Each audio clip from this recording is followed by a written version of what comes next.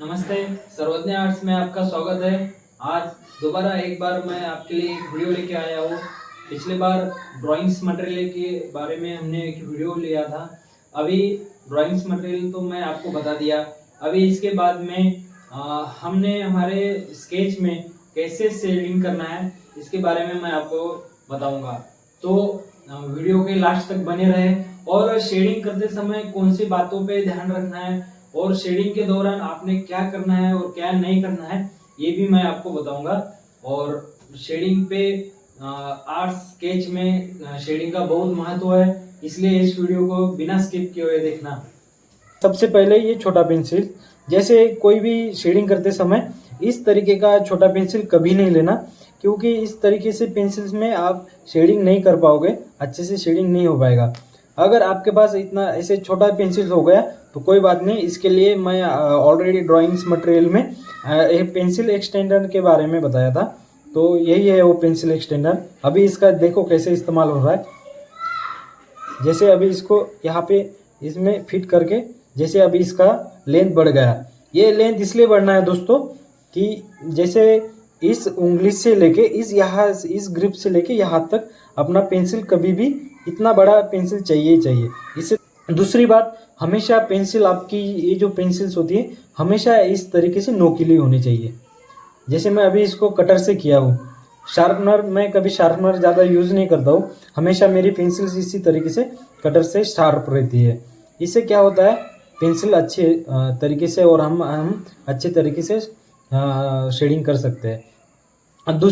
तीसरी बात ये है कि कभी भी शेडिंग करते समय अपने हम जो प्रेशर अप्लाई करते हैं, जो दबा के करते हैं, जैसे छोटे छोटे बच्चे कोई भी ड्राइंग करना है तो दबा के करते हैं, पेंसिल उस पर ज़्यादा जोर लगाते हैं, तो ऐसे नहीं करना है। इससे क्या होगा, आपका शेडिंग में भी इफेक्ट आ जाएगा और आपका जो पेपर है पेपर भी डैमेज हो जाएगा। इसलिए इन बातों पे ध्यान रखना है। और दोबारा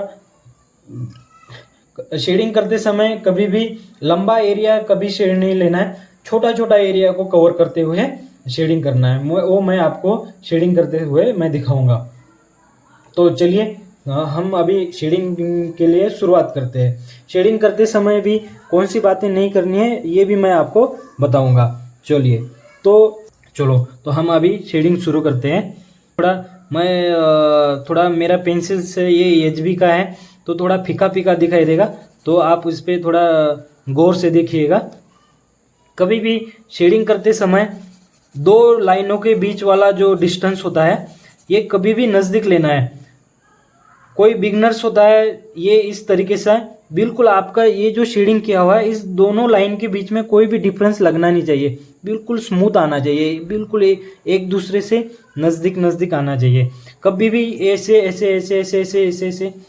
ऐसे अगर आप ड्राइंग शेडिंग करोगे, इतना गैप अगर रखोगे तो ये इसको आप जब भी ब्लेंड करोगे तो ये ब्लेंड होने के बाद भी ऐसे लाइनिंग दिखाई देगी और स्मूथ आएगा नहीं। तो ये होगी पहली बात।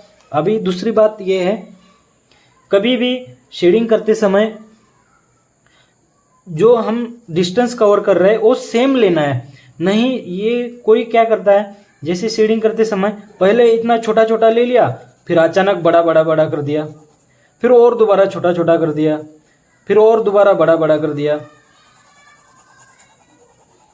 तो इसमें क्या होता है, इसमें जब भी आप ब्लेंड करोगे तो ये सही से ब्लेंड नहीं हो पाएगा। तो ये भी एक गलत तरीका है, ये भी गलत तरीका है।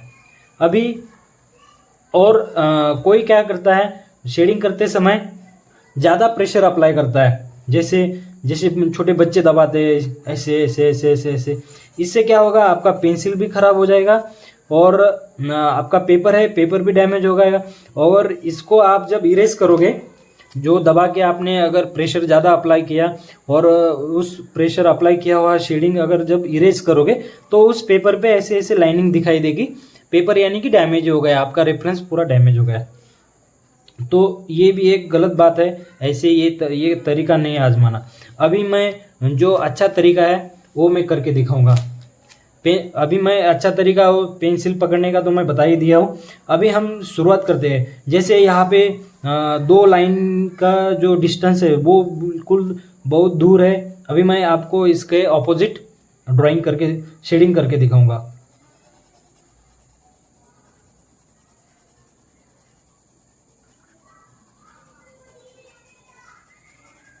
दोस्तों आप देख सकते हो ये मेरी शेडिंग है, कैसे बिल्कुल स्मूथ शेडिंग आया। इस शेडिंग के दौरान दो लाइन के बीच में कोई भी गैप नहीं दिखाई दे रहा है। और इस शेडिंग के दौरान आप ये देख सकते हो, ये जो लास्ट का ये है ये सेम है। ये है लास्ट जो एंडिंग है, मेरे जो शेडिंग की जो लास्ट एंडिंग है ये सेम है। ना ही कि कहीं छोटा ना कहीं बड़ा, थोड़ा सा तो चल जाएगा एक लाइनिंग या एक पेंसिल का कोई लाइन थोड़ा सा बाहर माइक्रो वो आपका तो चल जाएगा। लेकिन ये एक खास बात है कि दोनों जो हम शेडिंग कर रहे हैं इसकी जो एंडिंग है ये एक पैरेलल है, एक दूसरे से पैरेलल है। तो ये बहुत ध्यान रखने वाली बात है। चलो अब मैं दूसरी बात मैं आपको बताता हूँ। यहाँ पे जैसे कि मैं वही बोल दिया कि यहाँ पे हमने क्या गलती किया था, थोड़ा सा कहीं डिस्टेंस छोटा लिया और अचानक मैं बढ़ा भी दिया और मुझे अच्छा नहीं लगा, मैं और छोटा ले लिया। तो इसमें क्या हो गया, ये पूरा यहाँ का जो एंडिंग है, पेंसिल का एंडिंग है, ये ऐसे ऐसे ऐसे ऐसे लंबा लंबा लंबा ऐसे हो गया, लंबा हो गया ऐसे ऐसे। तो ये बिल्कुल ये गलत है दोस्तों, ये तरीका कभी नहीं करना।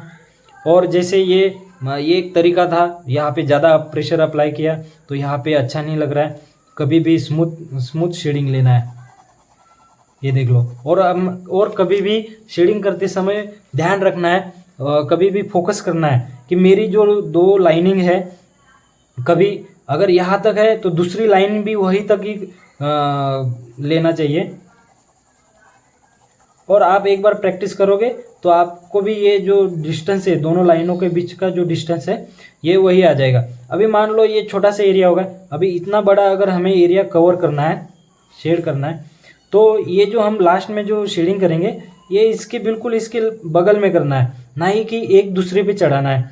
जैसे ये शेडिंग हो गया, अभी मैं दूसरा शेडिंग कर रहा हूँ तो ये नहीं है, ये शेडिंग इस शेडिंग पे नहीं चढ़ाना है, नहीं तो फिर यहाँ पे डार्क लगेगा, दिखने में यहाँ पे डार्क दिखेगा और यहाँ पे बिल्कुल ब्राइट लगेगा, लाइट लगेगा, फीका लगेगा। इसलिए कभी भी जो हम दूसरा भी शेडिंग करेंगे ये बिल्कुल इसी के नज़दीक या इसमें थोड़ा सा डिस्टेंस भी रखने से आप चलेगा, ब्लेंडिंग में कवर हो जाएगा। ये देख लो दोस्तों, जैसे मैं ये शेडिंग किया और ये शेडिंग किया, इस शेडिंग के बीच में ये जो अटैचमेंट है ये कभी एक दूसरे पे नहीं चढ़ा है। दोनों का अटैचमेंट बिल्कुल नज़दीक है, ये ना ही कि एक दूसरे से दूर है, ना ही कि एक दूसरे पे भिड़ा हुआ है, एक दूसरे पे लगा हुआ है। तो दोस्तों ये रही कुछ शेडिंग के बारे में बातें। तो आप अपने स्केच में इसी तरीके से शेडिंग अप्लाई करो, इसी तरीके से शेडिंग बनाइए। अभी ये जो शेडिंग है इसको मैं हल्के से स्मूथ करने से ये बहुत अच्छे तरीके से लगेगा। ये जैसे मैं यहाँ पे स्मूथ कर रहा हूँ तो ये बिल्कुल एक स्किन टेक्सचर, स्किन का शेडिंग लग रहा है। ये देख लो, कोई डिस्टेंस नहीं है, ना ही कि कोई इसमें रुकावट है, ना ही कुछ इसमें ये है। तो दोस्तों ये रही आज की शेडिंग के बारे में कुछ बातें। तो शेडिंग कैसी लगी वीडियो में, इस वीडियो में शेडिंग कैसी लगी कमेंट्स में पक्का बताना। और चैनल पे नए हैं तो वीडियो को लाइक, शेयर और सब्सक्राइब करना ना भूलिए। धन्यवाद। जय हिंद, जय भारत।